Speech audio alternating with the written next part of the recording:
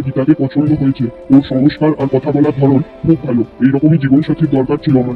আমাদের কোনো লেনদেনের দরকার নেই, শুধু ভালো বউ চাই।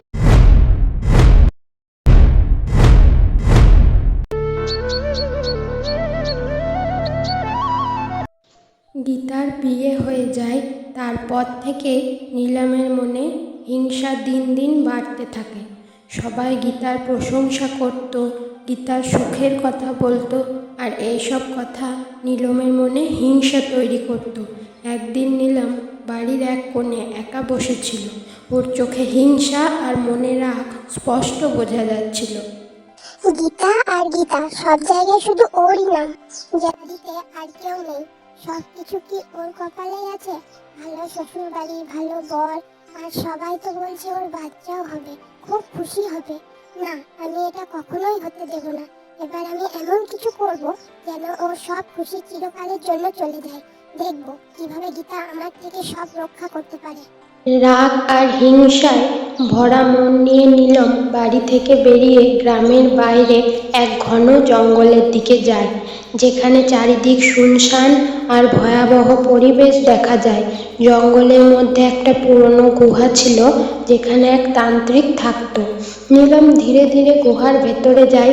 ভেতরে ধোঁয়া আর আলো আঁধারি ভাব আর রহস্যময় গা ছমছমে পরিবেশ। দেখা যায় তান্ত্রিক চোখ বন্ধ করে ভারী গলায় বলে ওঠে। কে তুমি? কি চাও? নীলম একটু ভয় পায়, তাও জিদ নিয়ে বলে, বাবা, আমি আমার দিদির খুশি কেড়ে নিতে চাই।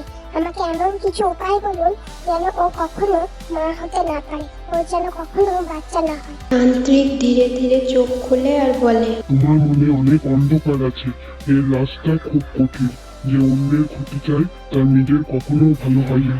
আমার নিজের সুখের কোনো চিন্তা নেই, আমার শুধু বদলা চাই। তান্ত্রিক কিছু সময় ভাবে, তারপর একটা পুঁটলি বের করে। ঠিক আছে, আমি তোমাকে এটা দিচ্ছি, কিন্তু মনে রাখবে এটা খুব সাবধানে ব্যবহার করবে। এটা কিছু করে তোমার দিদির কাছে পৌঁছে দিতে হবে, আর এটা একটু ধীরে ধীরে কাজ করবে। নীলম উৎসাহ নিয়ে বলে ওঠে, তারপর তারপর কি হবে? যদি তুমি এটা বারবার ব্যবহার করো তাহলে ওর জীবন বদলে যাবে, কিন্তু মনে রাখবে এটার প্রভাব শুধু তোমার দিদির উপরই নয়, তোমার উপরও পড়তে পারে। আমার কোনো যায় আসে না, শুধু ওর খুশি যেন শেষ হয়ে যায়। শেষবারের মতো বলছি, এই রাস্তা কিন্তু তোমাকে অন্ধকারের দিকে নিয়ে যাবে। নীলম কিছু না বলে পুঁটলিটা নিয়ে নেয়।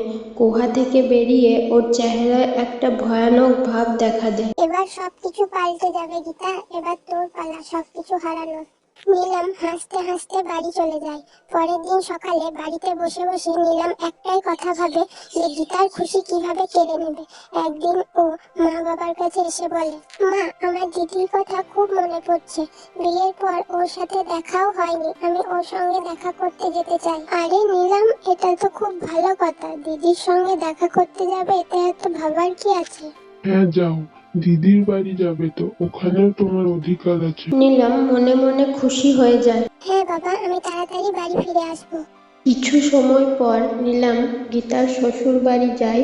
যখনই সে বাড়ির সামনে পৌঁছায়, ওর চোখ বড় বড় হয়ে যায়। এত বড় বাড়ি, এত টাকা পয়সা, সবকিছু গীতার?